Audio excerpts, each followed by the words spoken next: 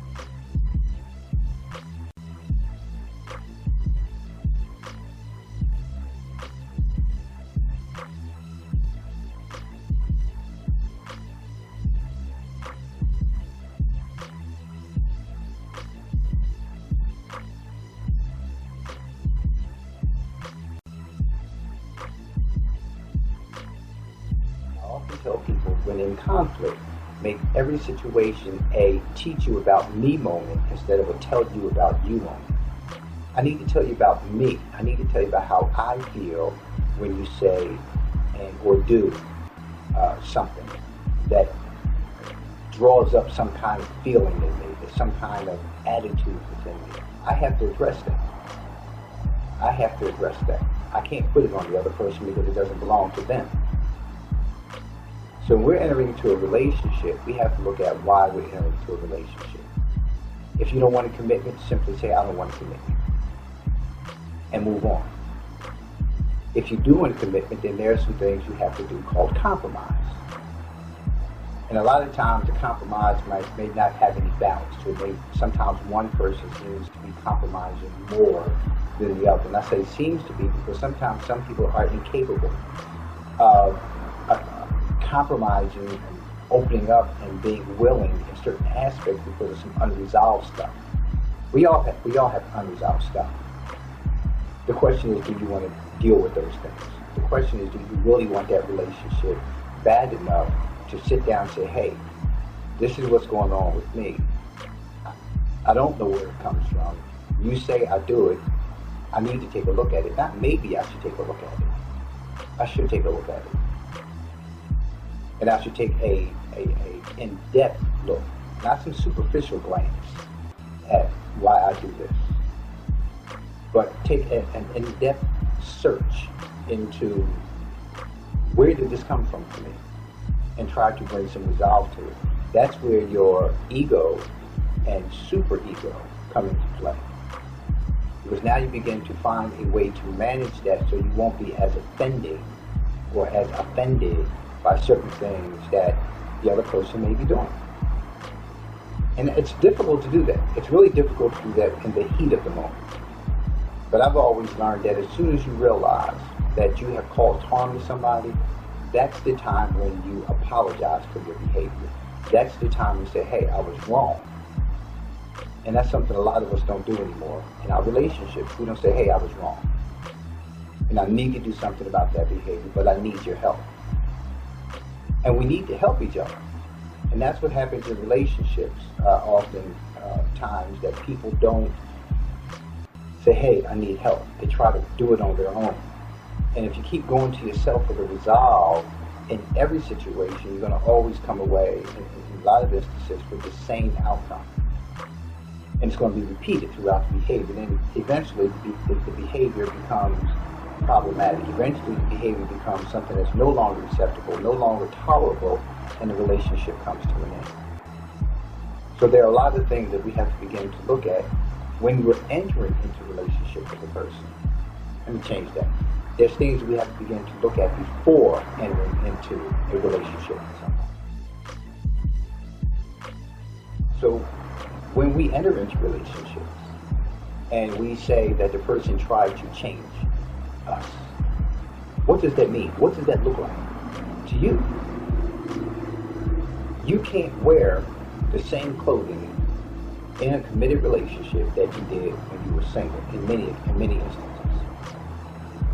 And many will say, well, Sabir, because you're Muslim, you have a different perspective. Well, no, it's not just the fact that I'm Muslim that I have this perspective. I have this perspective because I'm a man and because I know what men think when looking at women. I know if I walk by a woman on the street and I speak to her, I spoke to her for a reason. I didn't speak to her just because I wanted to say hi, just because I'm a friendly, sociable person. There was a reason why. And a lot of times we overlook that because of our own arrogances, because our id is out of control, because the id seeks to satisfy itself, first and foremost. First and foremost. The id is balanced by the ego. So when I hear people talk about somebody being egotistical, look at the term. Look at what ego is. Look at the role of the ego within a human being. Look at the role of the id within a human being. And then look at the role of a superego.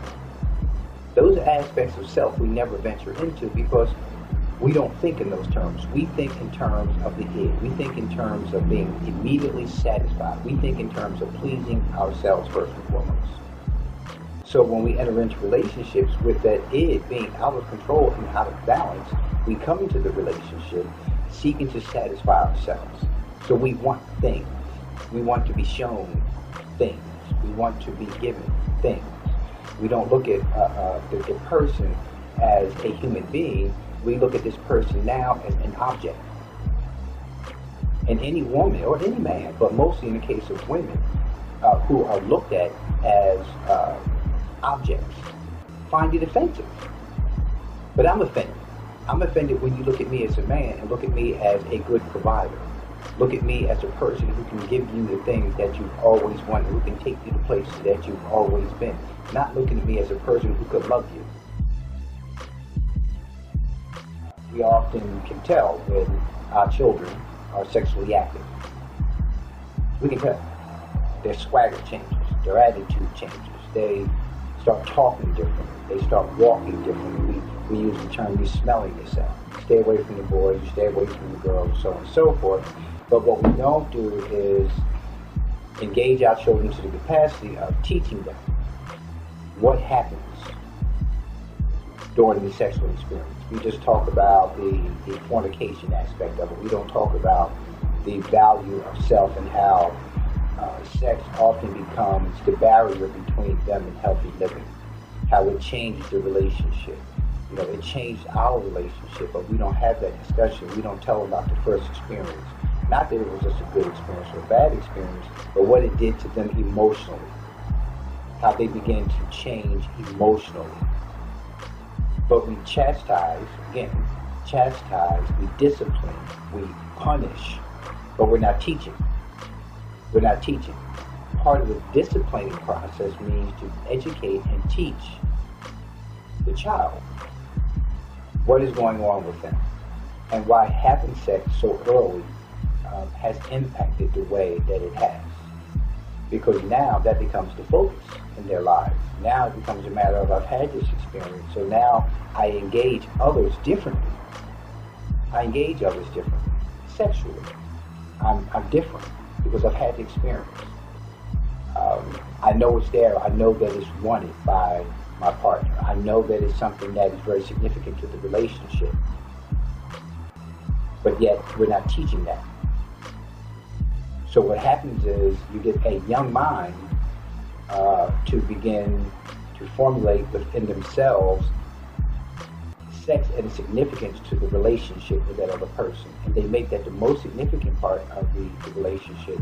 Then when they're no longer wanted, it's devastating. Because it became their world, because they thought that this was going to be it. This is the person who I want to be with.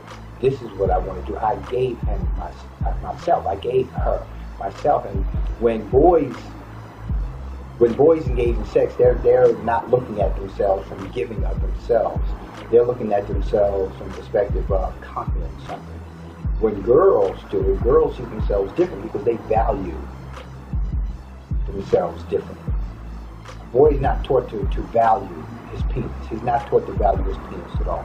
What he's taught is that his penis is of value in the sense that, you know, if you got it going on, you can get all the girls gonna want you. You can have older girls, you know, you can, yeah, you got it going on now, so you can get it. People who have been in relationships for years and still being engaged, still talking about marriage, I really have to question their sincerity to being married. What's the delay? Now, I can honestly say that I have experienced delaying marrying, but still having the intention to marry, because there are two different things there. I would delay marrying because there are some things that I feel need to be worked out. And sometimes people don't want to take the time to work things out.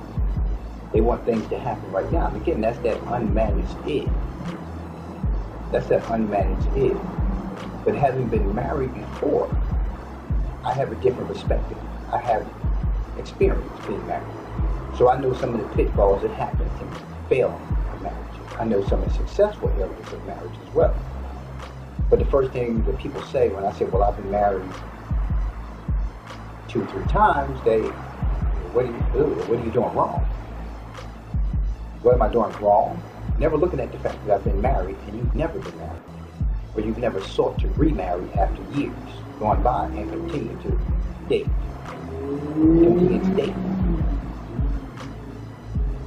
You can't continue to date. Because you'll find yourself conditioning yourself to be in a condition of being single. Therefore, when it's time for you to enter into a committed relationship, a serious relationship, marriage is difficult, for lack of a better word. It's difficult because you have conditioned yourself to be single.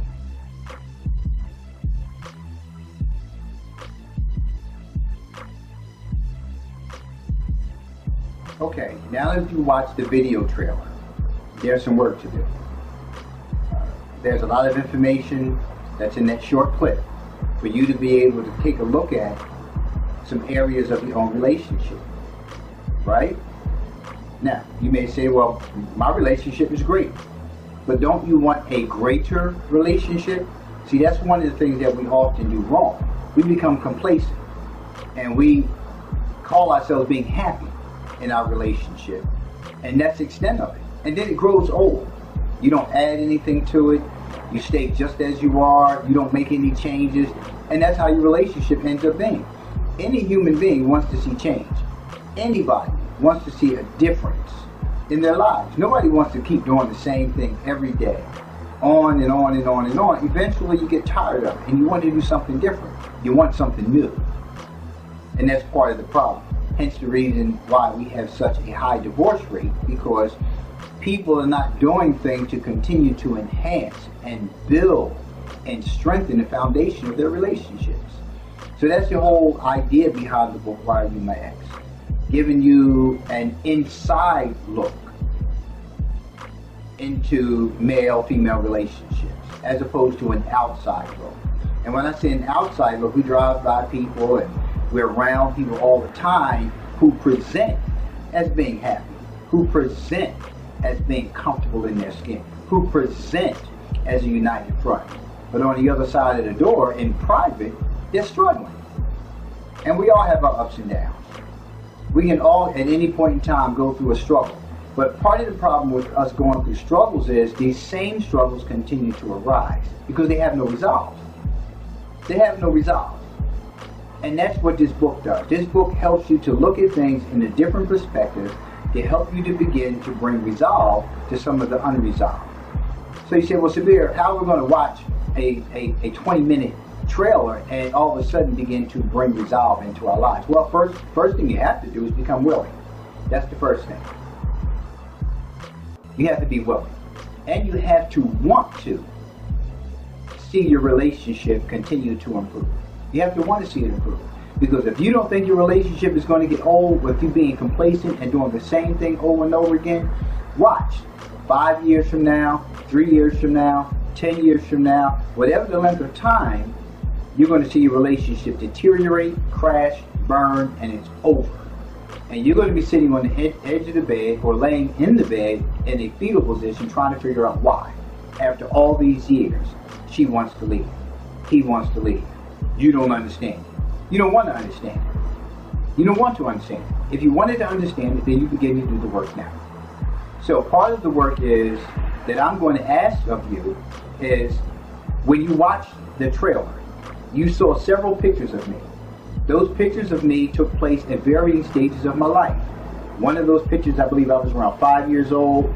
Another one of those pictures, I was between the ages of 9 and 10. One, I was in my early 20s, probably around 23, between 23 and 26. Another of those pictures, the last picture, it was actually taken about two years ago, and I'm in my 50s. So I want you to take pictures of yourself. Don't go photograph pictures of you, because you can't take a picture of yourself at 5, because you're not 5. But get those pictures. Get about 5 pictures of different areas, different stages and ages of your life, and get those pictures. And I want you to find the most comfortable, peaceful place, whether it's in your house, whether it's in the park, whether it's on a boat. I want you to find a peaceful, safe, comfortable place. And I want you to take those pictures, and I want you to spread them all out. And I want you to look at each of those pictures. And then I want you to take each individual picture, and I want you to look at it. I want you to look at the environment you were in at the time. Whose house was it? Was it a vacation place? Was it an old neighborhood? right? And I want you to recall to the best of your ability what was going on in that environment. I want you to identify things about that environment, right? Then I want you to take a look at your own image. I want you to look at what you were wearing. I want you to look at hairstyle. I want you to look at if you, for instance, if you had earrings on and you were young. How early was that you had your first pair of earrings? I got my first earring in my ear when I was 13. My mother allowed me to finally get an earring in my ear because I kept saying I want an earring in my ear because I thought it was so cool, right? And also I was light skinned, had red, shady, red sandy brown color hair, and cute. I wanted to be cute, and the girls like, dudes with earrings in their ear, so I wanted an earring in my ear. And then I want you to begin to look at your facial expression. I want you to look into your eyes, because remember, the eyes, in fact, are a window to our souls. And I want you to focus on that picture. I don't want you to glance at it. I want you to sit there and I want you to remember. I want you to recall. And I want you to recall the most significant events that took place during that period. So, for instance, if you take 4 significant events, write down 2 positive significant events and 2 negative significant events. I want you to write them down, what those events were. And I want you to do the same thing for each one of those pictures. Now, don't skim over this, because you're doing your own life a disservice when you do that. You're minimizing a lot of things. You're just skimming past it because you really don't want to confront it. And that's important to understand. You're skimming past it for a reason. You're minimizing it for a reason. I want you to do the same thing for each one of those pictures. I want you to write it down. Write down the event. Write down names. Who was involved in the event? Who lived in that area? Who you talked to about it, if anybody? Who you couldn't talk to about it? I want you to write those things down. And I want you to look at why you couldn't talk to, for instance, if it was Uncle Bill. Why you felt you couldn't talk to Uncle Bill about what had transpired? Why do you feel as though you couldn't confront the issue during that time? What was it about you? What was it about that person or persons that prevented you from doing that? What was it? You have to begin to look at those things, because you'll find that there's a pattern. There's a chain of events that establish a pattern throughout the course of your life. And you do the same thing for each one of these pictures. Each one of these pictures. If you were married, if you were divorced, if you broke up with a girlfriend, if you cheated, if you went outside the relationship and you felt guilty about it, but you never talked about it and you kept on going and the person never found out. Right? Now, after you get done doing all of that, because this is going to take some time. This is not like a 5-minute or even a 1-hour exercise, right? You may want to go back after you write things down and take that picture and put it with all the things that you've written down and focus on that. I would take 30 days. I would take that one picture, everything you wrote down, and I would address that aspect of my life for 30 days. I would just look at what I wrote, look at the picture, and begin to recall all of those things. Now you'll say, well, Sabir, there's probably going to be some things that are not real pleasing that come back up. Okay, but how did you resolve those things? Have you resolved those things? Why haven't you resolved those things? Do you want to resolve those things? Do those things play out in your life today and interfere with healthy relationships today? These are questions only you can ask yourself. These are only questions that you can ask yourself. The human being is nothing but chemicals. Nothing but chemicals. With a soul placed inside of it. So your soul is not connected to the chemical. Your soul is connected to whatever spiritual, religious foundation that you have embraced, if any at all. If you haven't embraced any, then maybe that may be part of your internal struggle as well.